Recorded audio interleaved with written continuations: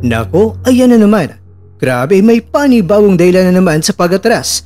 Ang Unified Super Bantamweight World Champion na si Naoya Inoue nagsalita na at may inamin patungkol sa kanyang best friend na current WBO Global Super Bantamweight Champion na si John Ariel Casimero. Kaya naman, mga pasabog ni Inoue patungkol kay Casimero alamin.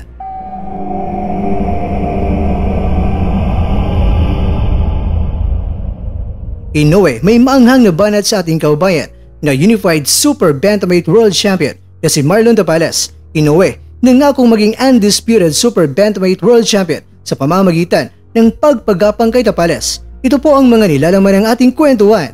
Kaya tara, kwentuhan na!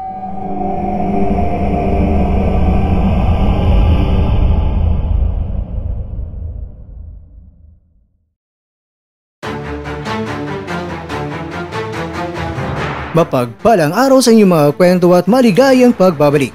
Bago po ang lahat mga kwento ay nais kong malaman ninyo na ang mga impormasyon na ibabagi ko sa inyong mga kwento ay mula po ito lahat dito sa Yahoo News Japan.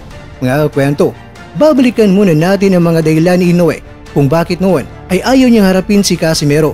Sa panahong may hawak pa si Casimero ng WBO Bantamweight World Title Belt, ayon kay Inoue ay ayaw niyang harapin si Casimero dahil wala na siyang interes na makuha pa ang WBO belt. Pero na ito ay nabaklas kay Casimero at si Paul Butler na ang may hawak nito. Ang naging dahilan naman ni Inoue ay gusto niya maging undisputed Bantamweight World Champion. Kaya parte sa kanyang target ay ang belt na hinawakan ni Butler. Kaya nang si Casimero ay tuluyan ang nawala ng belt na hinawakan.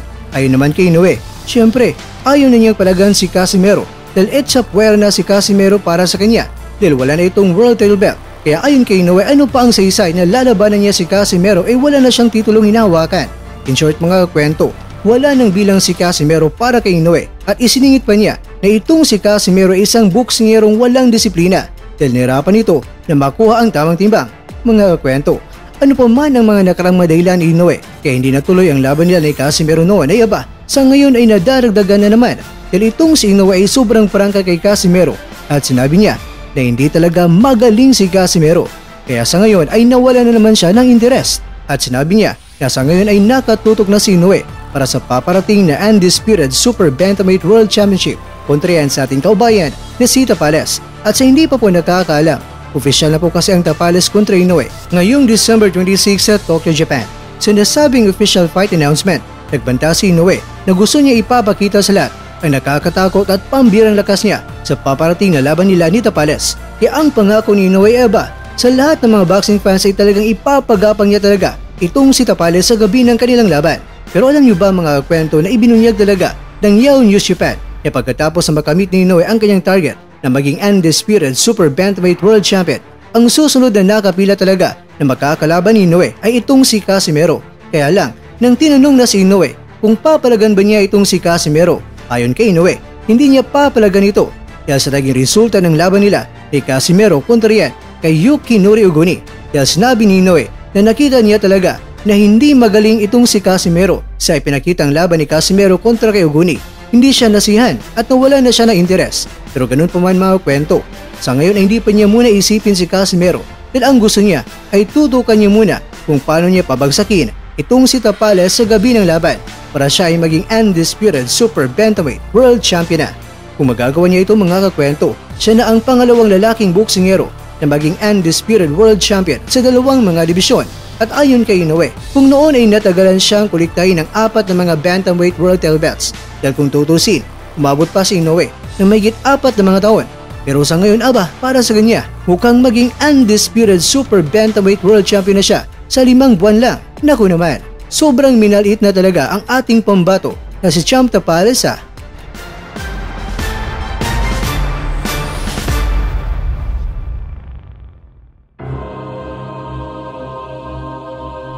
Mga kakwento, sobrang prangka itong si Naoya Inoue at sinabi niya na hindi na siya nagagalingan kay John Ariel Casimero kaya siya ay hindi na interesado nito. Tutok muna siya kay Marlon Tapales sa paparating nila na laban at nangangakong ang laban sa knockout ito tutuldukan. Masyado mang minaliit ni Inoue ang dalawa nating mga kababayan. Pero diba, maganda talaga na dapat magkasubukan muna kaysa sabihin mong ayaw mo na at marami pang mga binibitawang mga dahilan. Ikaw kwento, ano naman ang masasabi mo dito?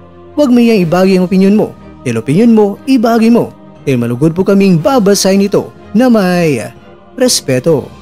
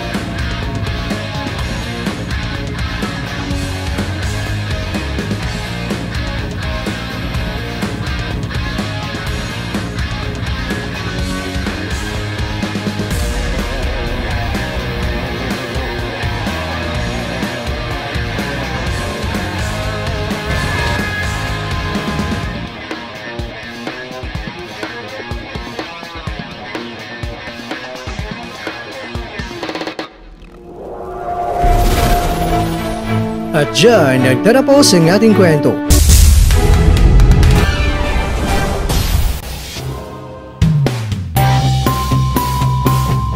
Maraming salamat mga kakwento sa inyong panunood. Pero baka naman mga kwento ay nagustuhan niyo po ang kwento natin ngayon. Baka pwede niyo po kung mabigyan dyan ng like, subscribe at click na rin sa bell button. Pero bago tayo matapos mga kwento ay syempre, shoutout po muna tayo dyan sa ating mga kakwento. Kay kakwentong Encov, kay kakwentong Junahe Yusbayo, kay kakwentong Murang Paninda, at ikaw kakwentong nanonood ngayon, shoutout sa iyo dyan. Bueno, hanggang dito na muna ang ating kwentuhan at abangan nyo na po ang ating susunod na video. At dito lang po yan sa isang channel na kung saan maaaring ito'y mga kwentong di pa na kwento sa inyo.